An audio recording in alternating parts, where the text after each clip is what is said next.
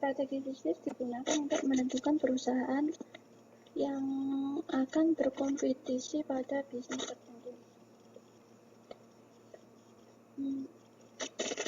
Di sini manajer harus menyusun tujuan untuk penyusunan sasaran, yaitu untuk memberikan arahan dan petunjuk bagi manajer, membantu organisasi mengalokasikan sumber dayanya, menentukan atau mendefinisikan budaya perusahaan, dan membantu manajer menilai kinerja organisasi. Dan selanjutnya, menurut Ebert dan Kevin pada tahun 2009,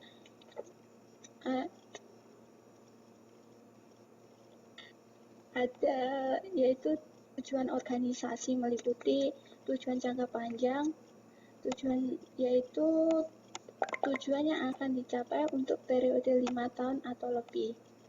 Dan yang kedua, tujuan jangka menengah, yaitu tujuan yang harus dicapai dalam jangka waktu antara 5 tahun. Dan yang ketiga yaitu tujuan jangka pendek, merupakan tujuan yang harus dicapai dalam jangka waktu 1 tahun. Sudah, Pak. Sekian presentasi dari saya. Mohon maaf jika ada kekurangan atau kesalahan. Dan selanjutnya presentasinya saya persilakan untuk Saudari Yunia. Terima kasih. Assalamualaikum warahmatullahi wabarakatuh. Assalamualaikum warahmatullahi wabarakatuh. Selamat malam Pak Nurul. Selamat Oke, Rofiul, saya melanjutkan presentasinya. Japuri belum selesai ya. Oh, itu apa yang itu namanya? Oh ya, silakan. Assalamualaikum warahmatullahi wabarakatuh. Saya mau bantu Japuri melanjutkan presentasi. Strategi perusahaan memenangkan persaingan. Strategi perusahaan adalah pendekatan perusahaan secara keseluruhan yang berkaitan dengan pelaksanaan gagasan, perencanaan, dan eksekusi sebuah aktivitas dalam kurun waktu tertentu. Strategi untuk memenangkan persaingan yang pertama yaitu strategi korporasi yang digunakan untuk bersaing dalam dunia bisnis. Dan yang kedua, strategi bisnis. Strategi bisnis digunakan untuk menentukan perusahaan akan berkompetensi pada bisnis tertentu. Ada beberapa langkah dalam menyusun strategi. Yang pertama, menyusun sasaran strategi. Sasaran strategi ini diturunkan dari misi perusahaan. Contohnya, perusahaan menggunakan misi melayani dengan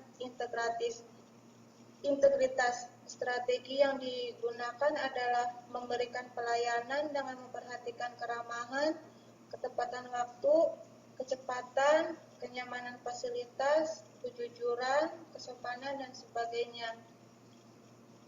Strategi yang kedua, mengadakan analisis lingkungan organisasi, baik lingkungan internal, kekuasaan dan kelemahan organisasi, maupun lingkungan eksternal, kesempatan dan ancaman. Tujuan analisis ini adalah untuk memahami secara lebih baik kekuatan dan kelemahan perusahaan. Langkah ketiga adalah menyesuaikan organisasi dengan lingkungannya sesuai dengan kekuatan dan kelemahan organisasi tersebut.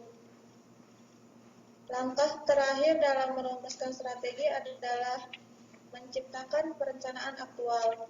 Perencanaan aktual meliputi perencanaan strategis, perencanaan taktis, dan perencanaan operasional. Perencanaan strategis menunjukkan keputusan mengenai alokasi sumber daya. prioritas perusahaan, dan langkah yang dibutuhkan untuk memenuhi sasaran strategis tersebut. Perencanaan strategis ini disusun oleh top manajemen dengan menyesuaikan berbagai input dari organisasi. Selanjutnya, perencanaan taktik. Perencanaan taktik merupakan perencanaan yang lebih pendek jangka waktunya untuk menerapkan aspek-aspek khusus dalam perencanaan strategis. Hal ini melibatkan terutama dari middle management. Sementara itu, perencanaan operasional dikembangkan oleh middle management dan lower management untuk merencanakan kegiatan operasionalnya sesuai target perencanaan dalam harian, mingguan, atau bulanan. Selanjutnya, untuk menghadapi lingkungan bisnis yang tidak dapat dan tidak diharapkan, tim manajemen perlu membuat perencanaan situasional atau contingency planning, dan kesimpulan mengelola krisis, yaitu krisis manajemen. Perencanaan situasional digunakan untuk mengidentifikasi aspek bisnis atau aspek pasar yang penting yang dapat berubah. Perencanaan situasional juga membantu manajemen belajar dari berbagai kesalahan, karena hanya menyiapkan satu hal. Oleh karena itu, manajemen harus siap merencanakan skenario kedua, ketiga, dan sebagainya. Sementara itu, pengelolaan bisnis melibatkan metode-metode organisasi yang terkait dengan kondisi darurat. Dan selanjutnya, apabila organisasi melakukan perubahan, maka hal tersebut harus dikomunikasikan pada karyawan dan pelanggan. Perubahan tersebut dapat dikomunikasikan melalui 1. Pada level tertinggi, analisis lingkungan untuk memberikan tanggapan terhadap perubahan yang terjadi. Pada tahap ini, terdapat banyak konflik dan resistensi terhadap perubahan. Yang kedua, top manajemen mulai merumuskan visi perusahaan apapun visinya. Yang ketiga, perusahaan menyusun sistem baru untuk menilai dan memberi penghargaan pada karyawan yang mendorong munculnya nilai-nilai baru dalam perusahaan tersebut. Tujuan dari tahap ini adalah membangun budaya yang tangguh dan solid dalam organisasi. Sekian presentasi dari kegiatan belajar mengajar 1. Sebelum melanjutkan ke kegiatan belajar mengajar 2, apakah dari teman-teman ada pertanyaan? Yang mau bertanya, persilahkan. Oke, silakan sambil jalan saja Mbak Nia. Nanti kalau misalnya dalam proses berjalan ada yang kurang paham, mungkin bisa sambil jalan ya. Silakan. Kegiatan belajar mengajar 2 akan dilanjutkan oleh Mbak Rofiul Solehah. Sekian dari saya. Wassalamualaikum warahmatullahi wabarakatuh. Waalaikumsalam warahmatullahi wabarakatuh. Mbak Rofiul, silakan. Ya, terima kasih Mbak Yulia. Assalamualaikum warahmatullahi wabarakatuh. Selamat malam Pak Nurul. Selamat malam teman-teman semuanya. Di sini saya ingin melanjutkan presentasi modul 5 kegiatan belajar 2 tentang organisasi pada pasar sekarang. Organisasi di sini adalah sistem sosial yang terstruktur dan terdiri dari individu dan kelompok yang bekerja bersama-sama untuk mencapai sasaran. Ini menurut Greenberg dan Barron 2008. Organisasi menurut bahasa itu berasal dari bahasa Yunani yang itu organ yang berarti alat-alat dan isasi yang berarti proses. Jadi secara terminologi itu organisasi berarti sekelompok orang, 2 atau lebih yang secara formal dipersatukan dalam suatu kerjasama untuk mencapai tujuan yang telah ditetapkan dan disepakati. Contoh organisasi itu banyak ditemukan di rumah sakit, ada di tempat ibadah, ada di sekolah, ada juga di kepolisian negara dan pemerintah. Kemudian orang yang mengelola kegiatan dalam organisasi dan bertanggung jawab atas tercapainya tujuan organisasi tersebut adalah manajer. manajer atau pengelola. Kemudian struktur organisasi. Struktur organisasi merupakan penjelasan tugas secara formal yang dibagi, dikelompokkan, dan dikoordinasikan. Nah, struktur organisasi diwujudkan menggunakan 6 elemen utama, yaitu spesialisasi kerja, departementalisasi, rangkai komando, rentang kendali, sentralisasi, desentralisasi, dan formalisasi. Spesialisasi kerja merupakan tingkat di mana tugas-tugas dalam organisasi dibagi ke dalam beberapa pekerjaan. Spesialisasi akan membuat pekerjaan lebih efisien karena karyawan yang sama telah terbiasa melakukan pekerjaan yang sama setiap harinya. Menurut saya, contoh dari saya, kalau spesialisasi kerja itu seperti sebuah perusahaan garment itu kan ada banyak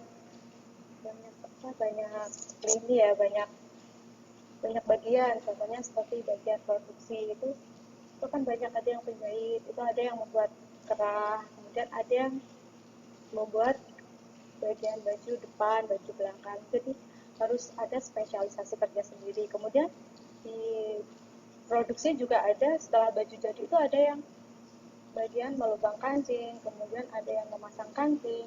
Itu juga memerlukan spesialisasi, memerlukan keahlian khusus karena tidak semua operator itu bisa melakukan. Kemudian departementalisasi. Departementalisasi merupakan dasar pembagian pekerjaan di suatu organisasi, baik menurut fungsi, produk, geografis, proses, maupun pelanggan. Departementalisasi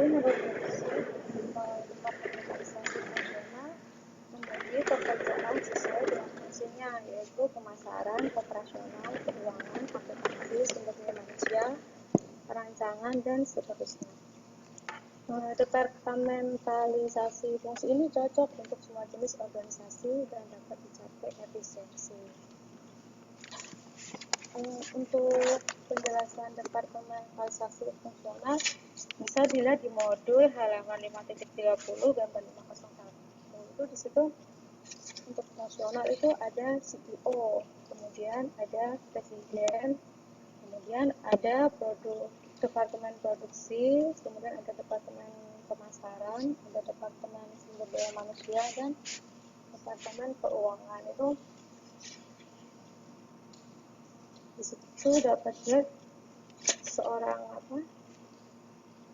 CEO itu tadi bertanggung jawab terhadap tercapainya seluruh kinerja dan keefektifan organisasi. Kemudian presiden itu bertanggung jawab untuk menyiapkan strategi dan bekerja untuk mencapai sasaran yang telah ditetapkan oleh CEO tadi. Kemudian ada departemen produksi, di situ dia bertanggung jawab atas apa yang dilakukan terhadap pekerjaan karyawannya.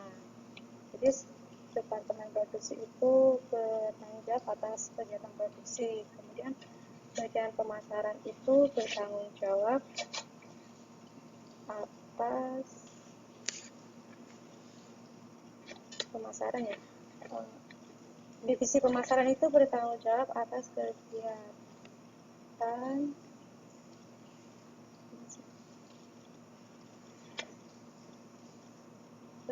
tuh seperti periklanan, distribusi, dan mengadakan survei pelanggan. Divisi pemasaran itu bertanggung jawab untuk mendapatkan produk dari produsen dan menyampaikan kepada konsumen. Kemudian ada divisi sumber daya manusia. Divisi sumber daya manusia bertanggung jawab mulai dari rekrutmen, penempatan kerja, evaluasi kerja, pemberian upah dan gaji, hingga pemutusan hubungan kerja karyawan. Kemudian di divisi keuangan itu bertanggung jawab untuk mencari sumber dana dan menggunakan dana secara efektif dan efisien untuk mencapai tujuan organisasi. Itu tentang struktur organisasi fungsional. Kemudian elemen selanjutnya adalah departementalisasi menurut produk. Departementalisasi menurut produk membagi pekerjaan sesuai dengan produk, barang, dan layanan yang dihasilkan. Pada departementalisasi tersebut, tersebut, manajer hanya berkonsentrasi pada satu divisi. Departementalisasi ini cocok bagi perusahaan yang menghasilkan lebih dari satu unit produk dan bertujuan untuk meningkatkan akuntabilitas dan kinerja suatu produk. Di departementalisasi menurut produk ini contoh menurut saya itu di perusahaan seperti Unilever. Dia kan perusahaan besar, dia memiliki banyak produk yang dihasilkan. Contohnya mungkin menurut saya itu kan perusahaan di departementalisasi menurut produk itu kan membagi pekerjaan sesuai dengan produk, barang, dan layanan yang dihasilkan. Pada departementalisasi tersebut, manajer hanya berkonsentrasi pada satu divisi. Nah, departementalisasi ini juga cocok untuk perusahaan yang menghasilkan lebih dari satu unit produk dan bertujuan untuk meningkatkan akuntabilitas dan kinerja suatu produk. Contoh saya bisa menurut saya itu seperti perusahaan Unilever. Itu kan dia memiliki banyak produk yang dihasilkan.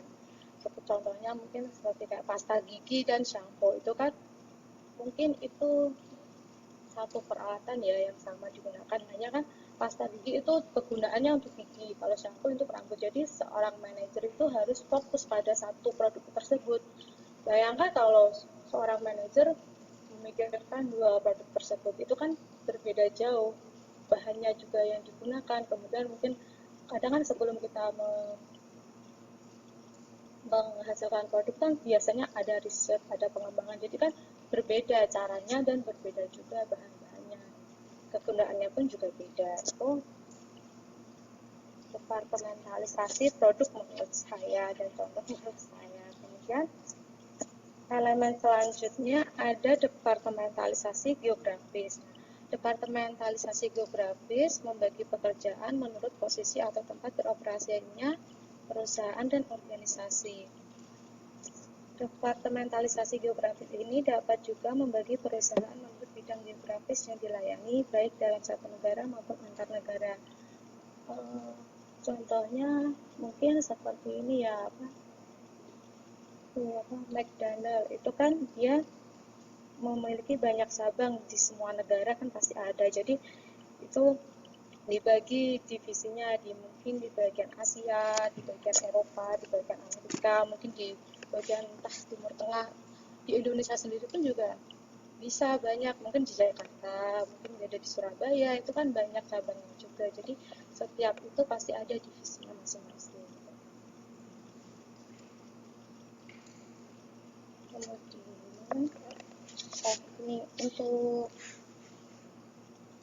Kemudian elemen selanjutnya adalah departementalisasi proses. Jadi departementalisasi proses membagi pekerjaan sesuai dengan urutan proses produk atau layanan. Departementalisasi proses juga merupakan pembagian organisasi sesuai dengan urutan proses penciptaan barang dan layanan yang diberikan. Departementalisasi proses ini digunakan agar dalam memproses layanan maupun produk lebih terfokus.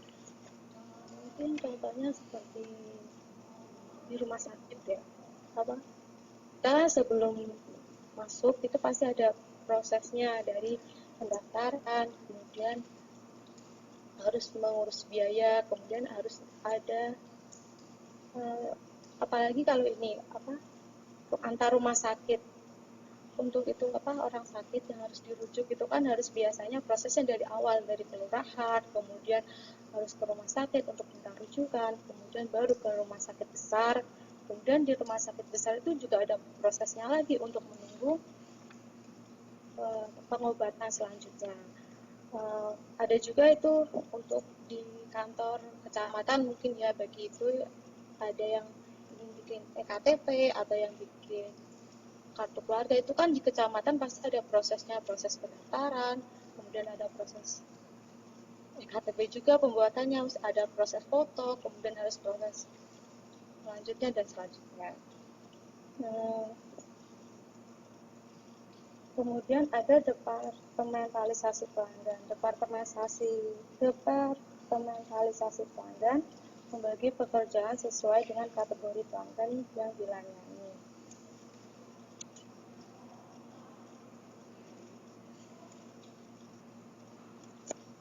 Next slide, Pak.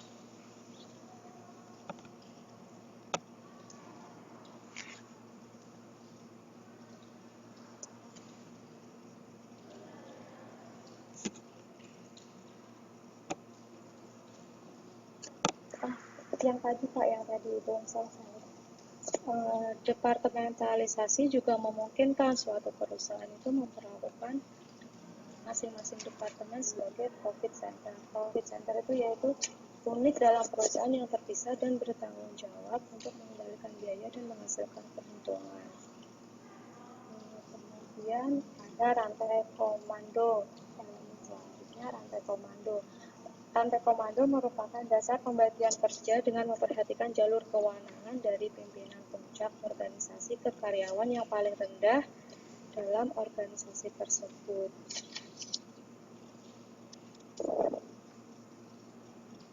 Rantai komando juga terkait dengan kewenangan dan keseragaman perintah. Kewenangan merupakan kewajiban yang melekat pada posisi manajerial untuk memberikan perintah atau kewajiban menaatinya. Sementara keseragaman perintah merupakan ide bahwa anak buah atau pekerja hanya mempunyai satu pimpinan langsung yang meminta pertanggungjawaban atas pekerjaan yang telah dilakukannya.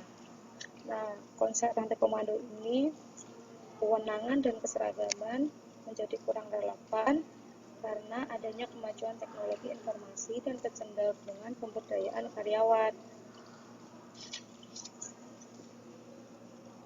Mungkin seperti apa ya?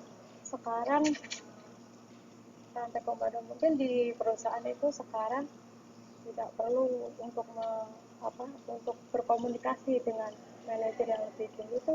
Kalau dulu mungkin harus bertemu menuju ke ruangan, mungkin sekarang tidak, karena kan ada itu kan ada email, mungkin kita bisa tulis lewat email atau kalau ada juga yang kalau perlu kita hanya menggunakan lewat telepon.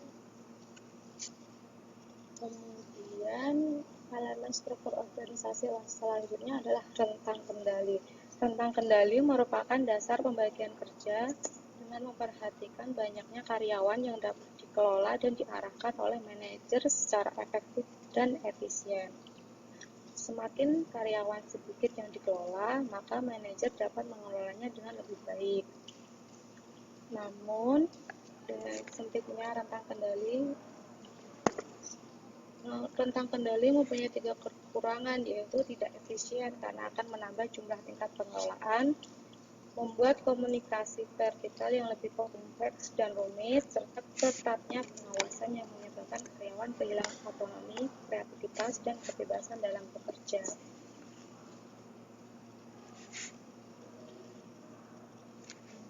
Kemudian, elemen selanjutnya ada sentralisasi. Sentralisasi merupakan pengambilan keputusan yang terkonsentrasi pada satu titik dalam organisasi.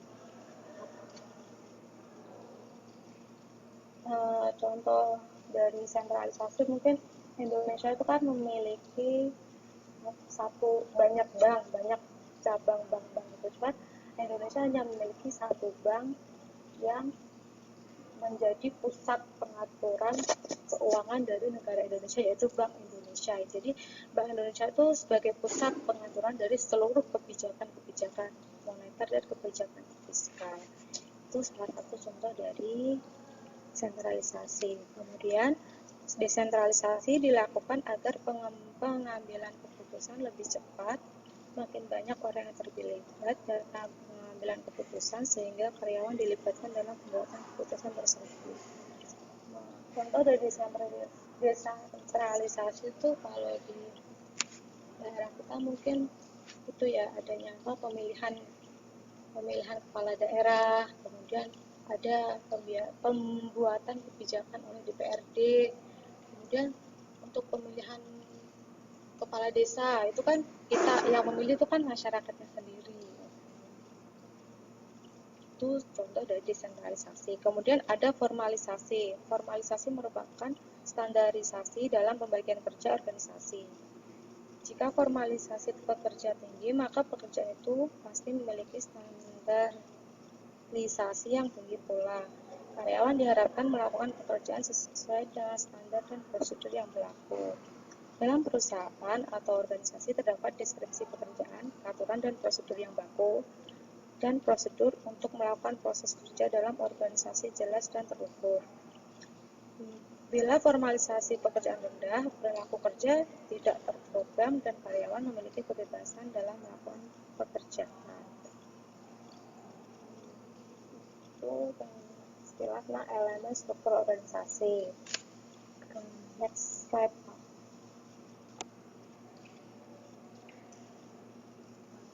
Next slide itu sudah dijelaskan bersama itu tadi.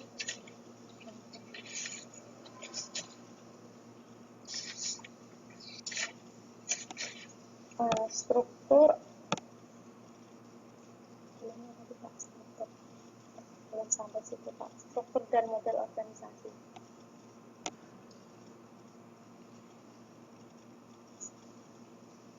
Struktur dan model organisasi. Struktur organisasi merupakan spesifikasi pekerjaan dalam suatu organisasi dan cara pekerjaan tersebut berhubungan satu sama lain. Struktur organisasi ditentukan oleh misi dan strategi perusahaan. Suatu perusahaan bisnis yang tumbuh cepat dan dinamis membutuhkan struktur organisasi yang lebih fleksibel dan tumbuh mengikuti perubahan lingkungan dan perubahan strategi.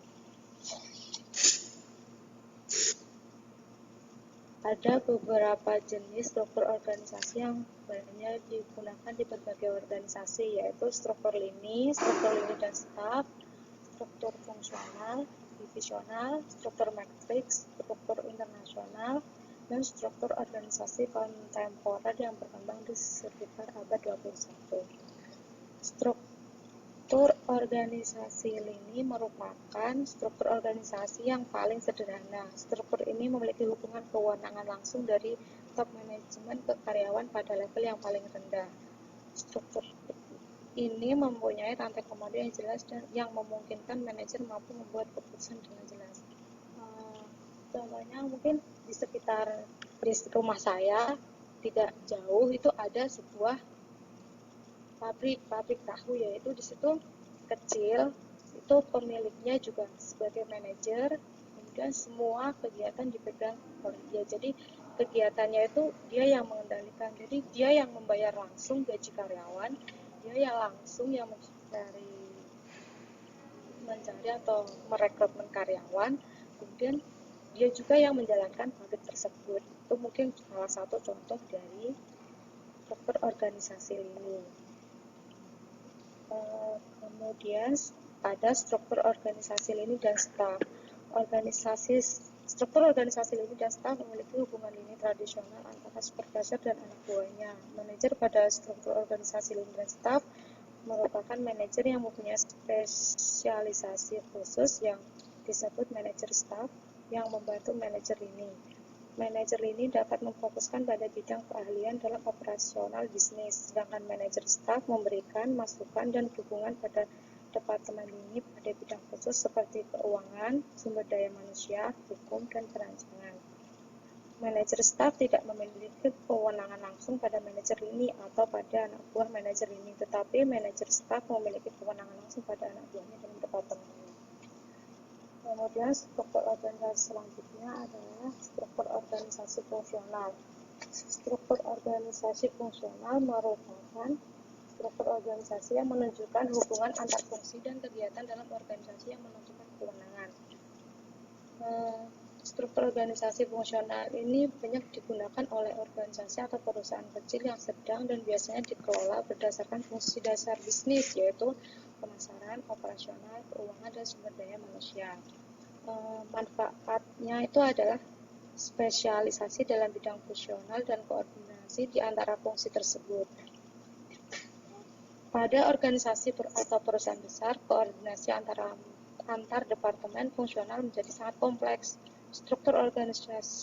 Struktur fungsional juga mendorong dilakukannya sentralisasi dan membuat akuntabilitas yang lebih sulit. Nah, akuntabilitas itu maksudnya adalah